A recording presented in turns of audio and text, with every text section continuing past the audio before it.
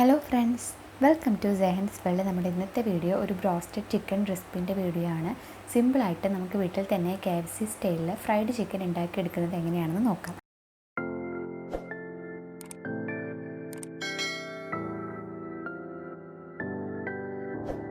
അതിനാവശ്യമായിട്ടുള്ള ഇൻഗ്രീഡിയൻസ് എന്തൊക്കെയാണെന്ന് നോക്കാം. ആദ്യമായിട്ട് നമുക്ക് വേണ്ടത് ചിക്കനാണ്. ഞാനിവിടെ 3 കിലോ ചിക്കൻ ഇതുപോലെ കഴുകി വൃത്തിയാക്കി വെച്ചിട്ടുണ്ട്. പിന്നെ നമുക്ക് ആവശ്യമായിട്ടുള്ളത് ഓട്സ്, കോൺഫ്ലവർ, മൈദ, 3 മുട്ട എടുത്തിട്ടുണ്ട്, കുരുമുളക് പൊടി, ഗരം മസാല, ഉള്ളി പേസ്റ്റ്, മഞ്ഞൾപ്പൊടി, മുളക് പൊടി, വെളുത്തുള്ളി പേസ്റ്റ്, ഒരു ചെറുനാരങ്ങ, ആവശ്യത്തിന് ഉപ്പ്. ഇത്രയാണ് നമ്മുടെ ഇൻഗ്രീഡിയൻസ്. ഇനി നമുക്കൊരു പാത്രത്തിലോട്ട് ആദ്യം തന്നെ മൈദ ഇട്ട് കൊടുക്കാം. ഞാനിവിടെ 250 ഗ്രാം മൈദയാണ് എടുത്തിരിക്കുന്നത്. ഇനി അതിലോട്ട് കോൺഫ്ലവർ കൂടി ചേർത്ത് കൊടുക്കാം. ഞാനിവിടെ 100 ഗ്രാം കോൺഫ്ലവറാണ് എടുത്തിരിക്കുന്നത്. ഇനി ഇത് രണ്ടും കൂടി നല്ലപോലെ നമുക്കൊന്ന് മിക്സ് ചെയ്ത് കൊടുക്കാം. ഇനി നമുക്കിതിലോട്ട് 1 ടീസ്പൂൺ മുളക് പൊടി ചേർത്ത് കൊടുക്കാം. ഇനി ഒരു 1/4 ടീസ്പൂണോളം വരെ മഞ്ഞൾപ്പൊടി ചേർത്ത് കൊടുക്കാം. അതിനുശേഷം ഒരു 1/2 ടീസ്പൂൺ ഗരം മസാല ചേർത്ത് കൊടുത്തിട്ടുണ്ട്. പിന്നെ ഒരു 1.5 ടേബിൾ സ്പൂണോളം വരെ കുരുമുളക് പൊടിയും കൂടി ചേർത്ത് കൊടുത്തിട്ടുണ്ട്. നല്ല പോലെ നമുക്കൊന്ന് മിക്സ് ചെയ്തെടുക്കാം. കുരുമുളക് പൊടിയുടെ അളവിൽ നിങ്ങൾക്ക് വേണമെങ്കിൽ മാറ്റം വരുത്താം. നമുക്ക് എപ്പോഴും മലയാളികൾക്ക് കുറച്ച് സ്പൈസി ആയിട്ടിരിക്കുന്നതാണ് ഇഷ്ടം.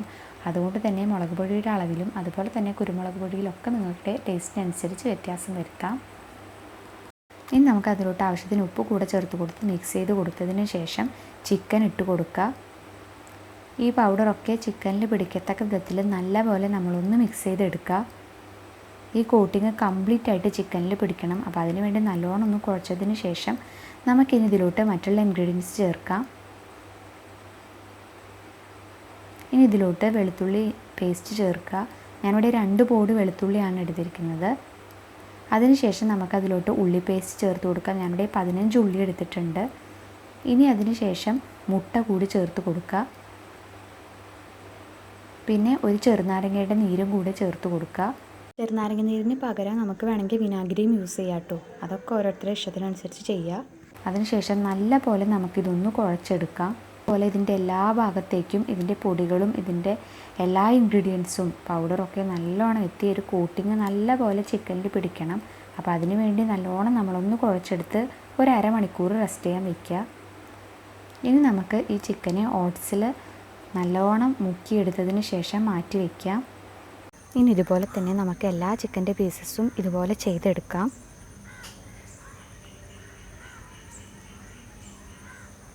നല്ല പോലെ ഓട്സിൽ ഒന്ന് ഡിപ്പ് ചെയ്ത് നല്ലോണം എല്ലാ ഭാഗത്തേക്കും ആയതിനു ശേഷം നമുക്ക് മാറ്റി വയ്ക്കാം.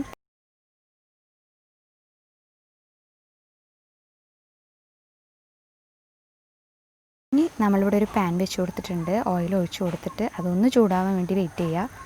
അതിനുശേഷം അതിലേക്ക് നമുക്ക് ചിക്കൻ്റെ ഓരോ പീസസ് ആയിട്ട് ഇട്ട് കൊടുക്കാം. ലോ ഫ്ലെയിമിൽ ഇടാനായിട്ട് പ്രത്യേകം ശ്രദ്ധിക്കുക. ഒരു ഗോൾഡൻ കളർ ആകുമ്പോൾ നമുക്ക് അപ്പുറത്തോട്ട് മറിച്ചിട്ട് കൊടുക്കാം.